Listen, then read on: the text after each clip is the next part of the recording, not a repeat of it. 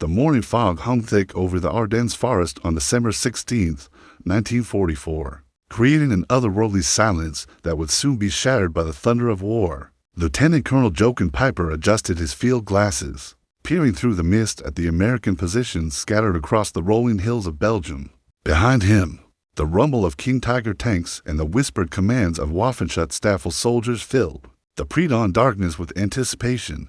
The Western Front had been relatively quiet for weeks, lulling the Allied forces into a false sense of security. General Dwight David Eisenhower's forces were stretched thin along the line, with many units resting and refitting after months of grueling combat since the Normandy landings. The Ardennes sector, considered a quiet backwater, was held primarily by green American divisions and battle-weary veterans recovering from earlier campaigns. According to historical accounts from the United States Army Center of Military History, the German High Command had been planning this massive counteroffensive for months. Code-named Operation Watch on the Rhine, Adolf Hitler himself had conceived this desperate gamble, believing that a stunning victory in the West could split the Allied coalition and force a separate peace. The plan called for 3 German armies to punch through the thinly held American lines, race to the port of Antwerp, and trap for Allied armies in a massive pocket.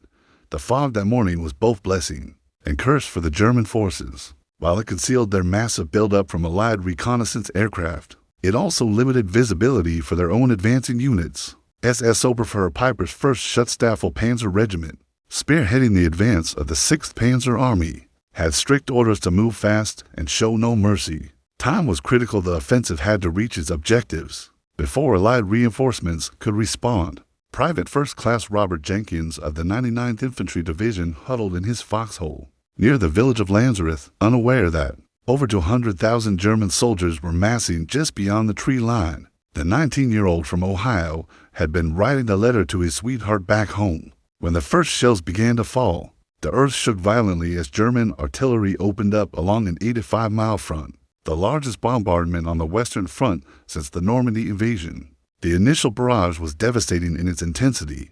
German gunners had been registered on American positions for days, and their fire was deadly accurate.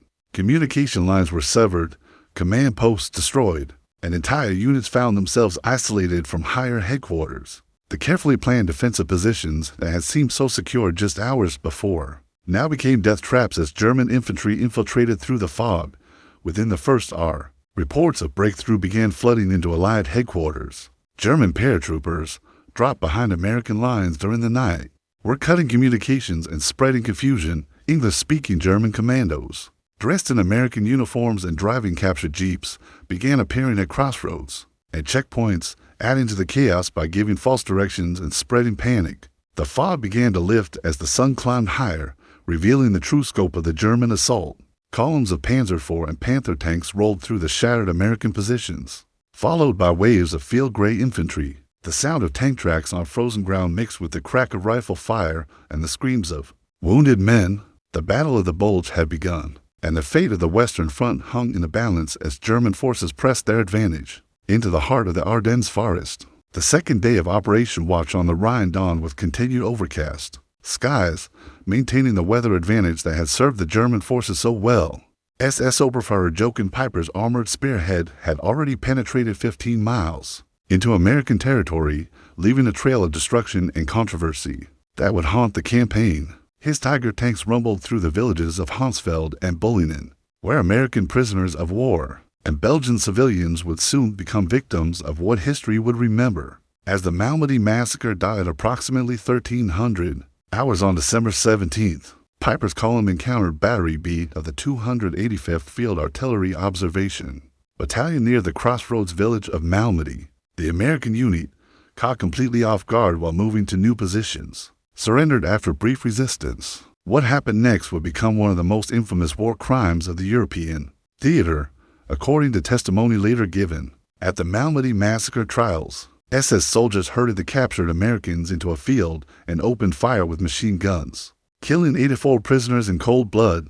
Meanwhile, the German 7th Army under General Erich Brandenberger was making slower but steady progress against the American 4th Infantry Division in the southern sector of the offensive. The veteran American unit, commanded by Major General Raymond Oscar Barton, had been holding the line near Ardennes when the German assault began. Despite being outnumbered 3-1, Barton's men fought with desperate determination, knowing that their sacrifice was buying precious time for Allied reinforcements to arrive. The center of the German advance belonged to General Hasso von Manteufel's 5th Panzer Army, which had achieved the deepest penetration into American lines. Von Manteuffel, considered one of Germany's most capable armor commanders, had studied American defensive tactics extensively and tailored his assault accordingly. His forces bypassed heavily defended positions, infiltrated through gaps in the line, and struck at command posts and supply depots. The psychological effect was devastating. Entire American units found themselves surrounded and cut off from friendly forces. As reported by war correspondents of the time, including those from Stars and Stripes military newspaper, the initial German success created panic in the Allied rear areas. Rumors spread like wildfire through American units about paratroopers, saboteurs, and breakthrough columns. Military police at checkpoints began asking increasingly complex questions about American baseball and popular culture to identify German infiltrators. The famous incident of General Omar Bradley being detained for claiming that Chicago was in Illinois, rather than being the capital of Illinois, became emblematic of the confusion gripping Allied forces.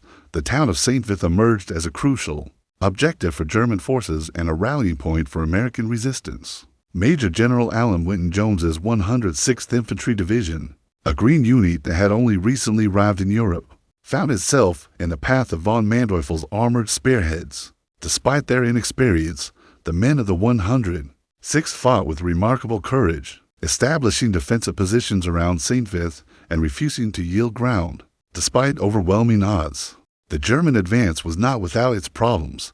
Fuel shortages began to plague the spearhead units, forcing them to rely on captured American gasoline supplies. The narrow, winding roads of the Ardennes were not ideal for large-scale armored operations, creating massive traffic jams that delayed the advance. German logistics officers had warned that the offensive's success depended on capturing Allied fuel dumps within the first 48 hours. But stubborn American resistance was preventing the seizure of these critical objectives. As darkness fell on December 17th, the German High Command could take satisfaction in the initial success of their gamble.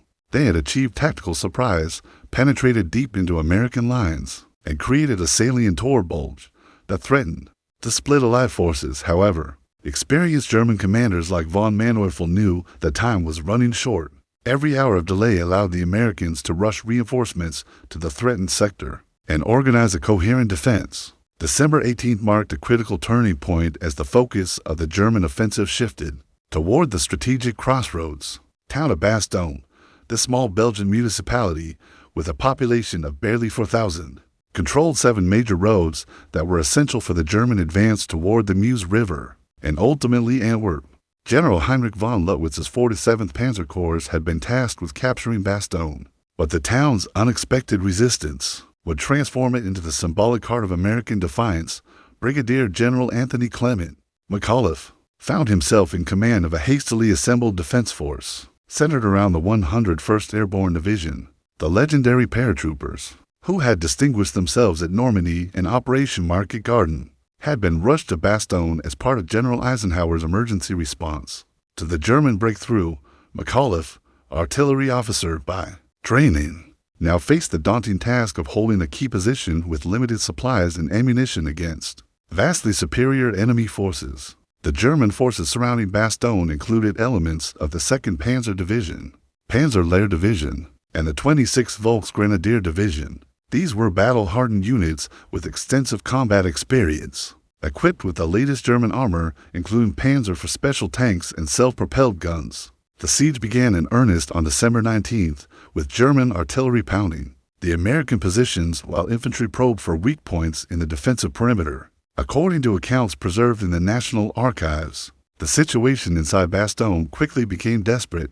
Medical supplies ran critically low as wounded soldiers poured into makeshift aid stations. Food rationing was instituted, with many defenders surviving on K-rations and whatever they could scavenge from damaged buildings. The harsh winter weather added another layer of misery, with temperatures dropping well below freezing and snow making movement treacherous. The most famous moment of the siege occurred on December 22nd, when German negotiators approached American lines under a white flag. They carried an ultimatum from General von Lutwitz demanding the honorable surrender of the American garrison. To avoid the annihilation of the United States of America troops in and near Bastogne, the message warned that rejection would result in the total destruction of the town and all its defenders.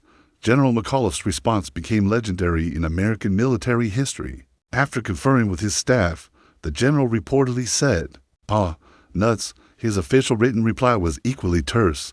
To the German commander, "Nuts." The American commander, when the confused German officers asked for clarification, Colonel Joseph Harper, the division's operations officer, explained in plain terms, "If you don't understand what nuts means, in plain English it is the same as go to hell. I will tell you something else if you continue to attack. We will kill every goddamn German that tries to break into this city." The German response was swift and merciless. Artillery barrages intensified and armored attacks were launched against multiple sectors of the American perimeter. The village of Champs fell to German forces. A breakthrough seemed imminent at several points. American defenders fought from foxholes, basements, and rubble-strewn streets, using bazookas and sticky bombs to knock out German tanks at point-blank range. The aerial resupply situation became critical as overcast skies prevented consistent drops of ammunition and medical supplies. When the weather briefly cleared on December 23rd, transport aircraft from the 9th Troop Carrier Command managed to deliver much-needed supplies. But it was never enough to fully sustain the garrison.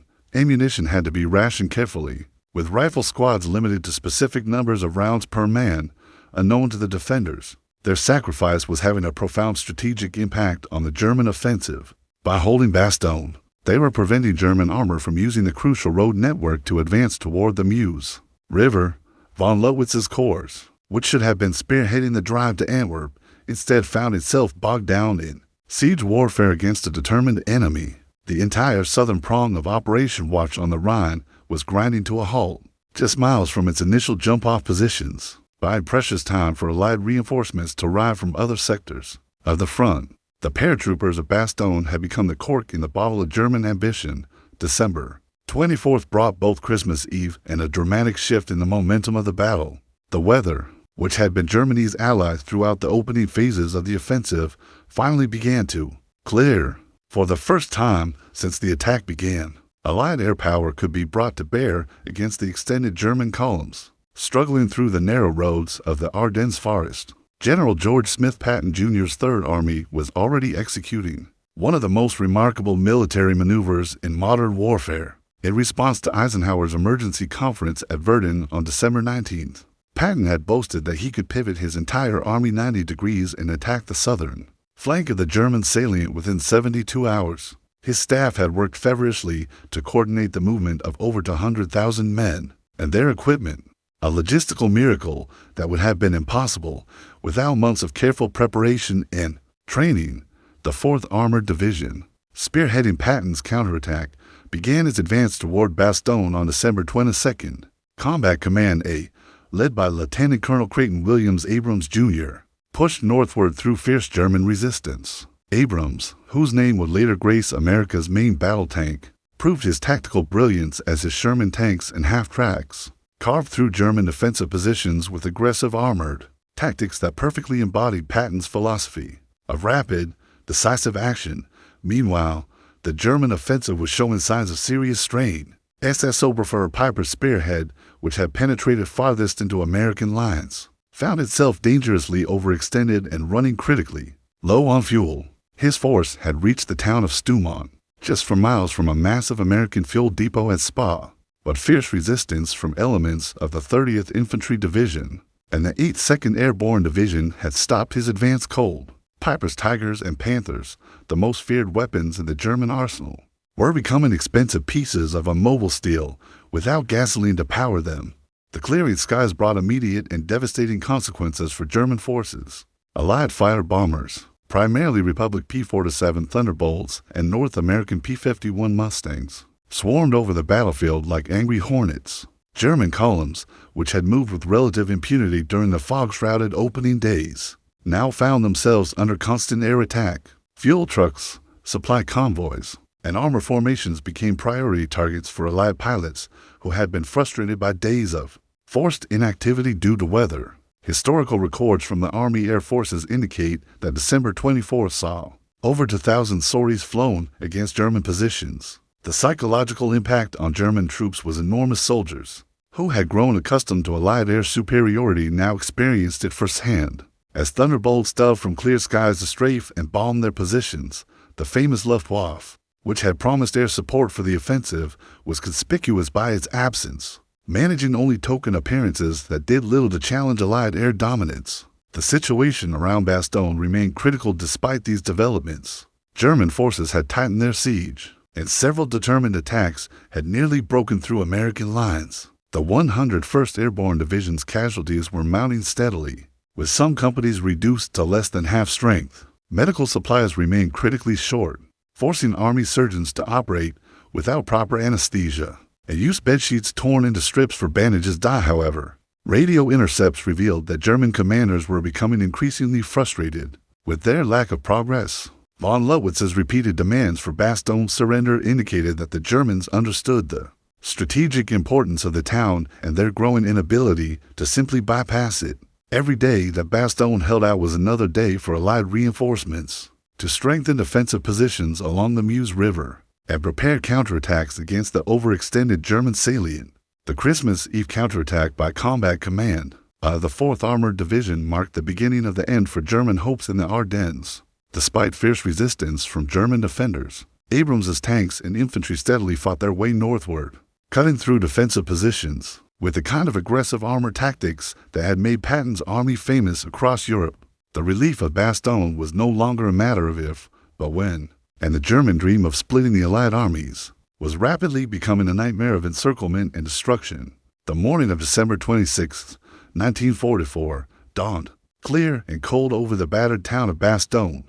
After 8 days of siege, the American defenders were at the breaking point. Ammunition was nearly exhausted. Food supplies were critically low, and casualties had reached alarming proportions. Yet the paratroopers of the 101st Airborne Division maintained their positions with grim determination, knowing that relief forces were fighting desperately to reach them. Lieutenant Colonel Creighton Abrams's Combat Command A had spent Christmas Day locked in fierce combat with German defenders just south of Bastogne. The villages of Chaumont and Neufchâteau had become killing fields, as American Sherman tanks dueled with German anti-tank guns and Panzerfaust teams. Each mile toward Bastogne cost precious time and irreplaceable lives, but Abrams drove his men forward with relentless pressure, knowing that every hour of delay meant more suffering for the surrounded garrison. At approximately 1550 hours, First Lieutenant Charles Bogus of the 37th Tank Battalion made radio contact with American forces inside Bastogne's perimeter. His Sherman tank, nicknamed Cobra King, had punched through the final German defensive line and established the first reliable communication link with the besieged town since the siege began. The relief of Bastogne sent shockwaves through both German and American forces. What Hitler had intended as a demonstration of German military resurgence had instead become a symbol of American resilience and determination. The German response to the relief was swift and violent. Field Marshal Walter Model, commanding Army Group B, committed his last reserves in a desperate attempt to retake Bastogne and salvage something from the failing offensive. The 2nd SS Panzer Division Das Reich and the 9th SS Panzer Division, Hohenstaufen, elite Waffen-SS units that had been held in reserve, launched coordinated attacks against the newly opened corridor. The fighting reached a new level of intensity as veteran SS Panzer Grenadiers clashed with Patton's armored spearheads in the frozen villages surrounding Bastogne. According to military historians' accounts detailed in the official Army Historical Series, the period from December 27th through December 31st represented some of the most vicious fighting of the entire European campaign. German forces, realizing that their offensive had failed in its primary objectives, fought with the desperation of men who knew they were facing defeat. SS units, in particular, showed no quarter and expected none in return, leading to some of the war's most brutal small unit actions. The weather continued to favor Allied operations as clear skies allowed for maximum use of tactical air power. The 19th Tactical Air Command, working in close coordination with ground forces, flew round-the-clock missions against German positions. Fighter bombers caught German reinforcements moving in daylight and destroyed them before they could reach the battlefield. The famous Jabos, German slang for fighter bombers, had become a constant terror for any German unit foolish enough to move during daylight hours. General von Manteufel's 5th Panzer Army made one last desperate attempt to salvage the offensive by shifting its axis of advance toward the town of Bastogne itself. On New Year's Day, 1945, German forces launched Operation North Wind, a coordinated attack designed to capture Bastogne and demonstrate that German forces were still capable of offensive action.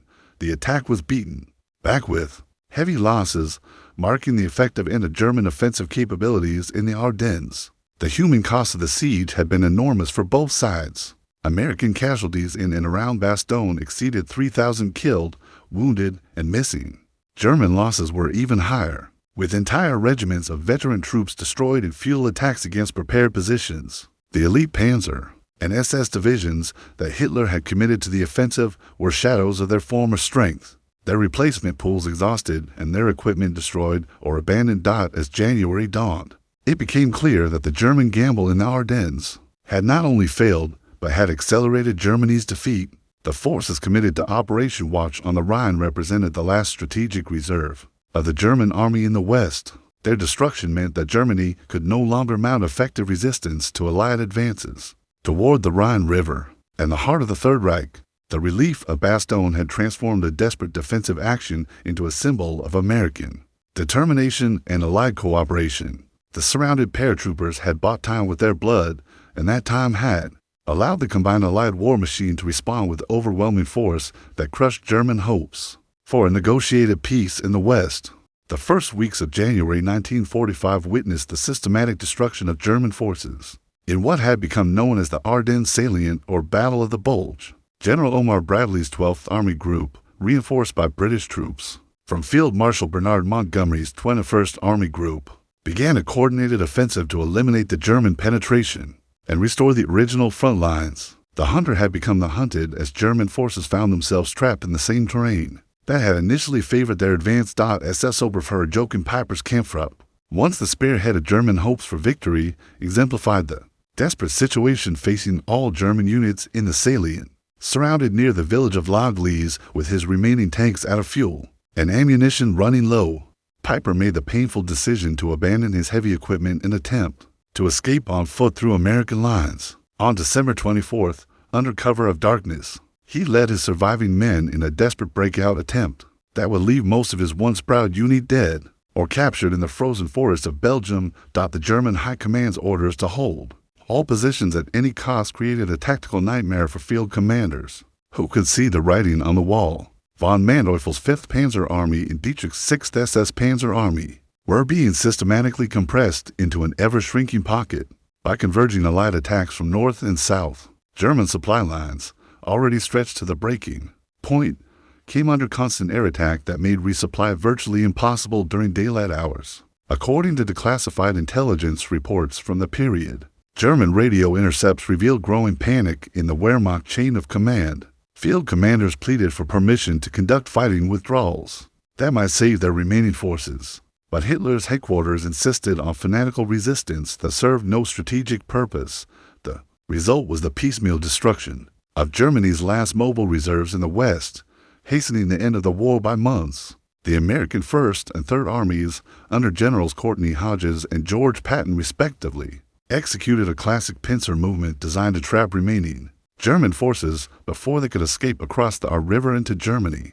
Patton's armored spearheads drove northward from the Bastogne area, while Hodges' forces attacked southward from the northern shoulder of the German penetration. The town of Hofelize became the focal point for this converging attack, with both American armies racing to be first to reach the objective. British forces under Montgomery's command played a crucial role in containing the northern flank of the German salient. The British 30th Corps, reinforced by the American 82nd and 101st Airborne Divisions, established blocking positions that prevented any German breakthrough toward the Meuse River crossings. Montgomery's methodical approach to warfare, often criticized by American commanders for being overly cautious, proved perfectly suited to the defensive mission of containing German forces. While American armies executed their counteroffensive, the weather, which had initially favored German operations, now became their worst enemy. Clear skies allowed Allied air forces to operate at maximum effectiveness, while the same winter conditions that had concealed the German buildup now hindered their retreat. Roads became impassable ice fields that claimed as many vehicles to accidents as to enemy action. German soldiers, inadequately equipped for winter warfare, suffered massive casualties from frostbite and exposure as they attempted to withdraw. Through the frozen Ardennes landscape, the famous meeting between American forces at Hofelize on January 16th marked the official end of the German salient. Patrols from the 1st and 3rd Armies linked up in the rubble of the town, after weeks of bitter fighting, effectively sealing the fate of any German units still trapped west of the Our River. The symbolic handshake between American soldiers represented more than the restoration of front lines. It demonstrated the resilience of the Allied coalition and the futility of Hitler's last gamble in the West. German casualties for the entire Ardennes offensive exceeded 100,000. Men killed, wounded, and missing, along with over 800 tanks and assault guns destroyed or abandoned. These losses represented irreplaceable veteran units and equipment that Germany could no longer afford to lose. The offensive that was supposed to split the Allied coalition and force a negotiated peace had instead accelerated Germany's military collapse and brought Allied armies to the threshold of the German homeland itself.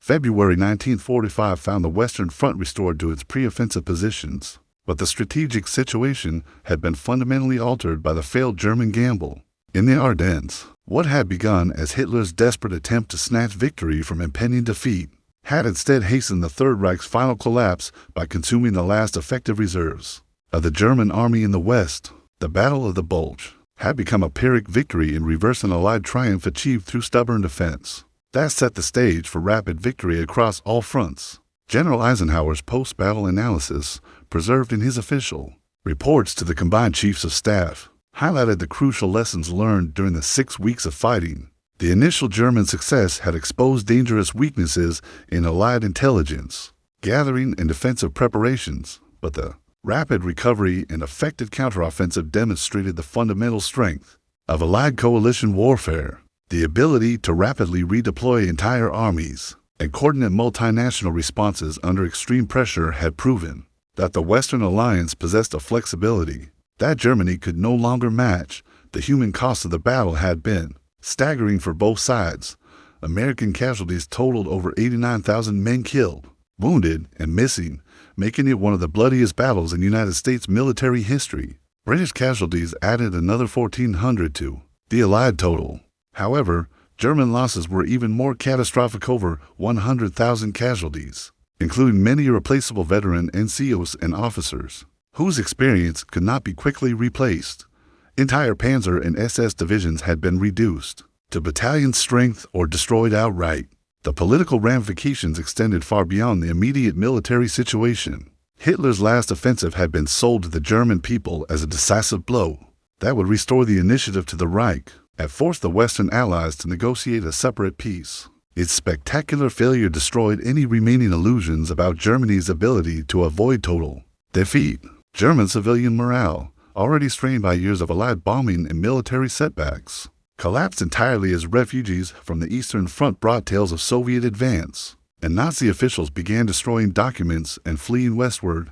Marshal Joseph Stalin's reaction to the Ardennes offensive, as revealed in Soviet archives decades later, demonstrated the global implications of the battle. Initially concerned that a German success in the West might allow Wehrmacht forces to be transferred to the Eastern Front, Stalin had accelerated his own winter offensive to prevent German reinforcement of the Ardennes sector. The failure of Operation Watch on the Rhine convinced Stalin that Germany was finished as a military power, leading to the massive Soviet spring offensive that would carry the Red Army to Berlin. The technological lessons of the battle would influence military thinking for decades to come. The effectiveness of Allied air power in disrupting German supply lines and providing close air support had demonstrated the crucial importance of air superiority in modern warfare. Conversely, the German reliance on heavy tanks like the Tiger and King Tiger had proven counterproductive in the confined terrain of the Ardennes, where their weight and fuel consumption became serious liabilities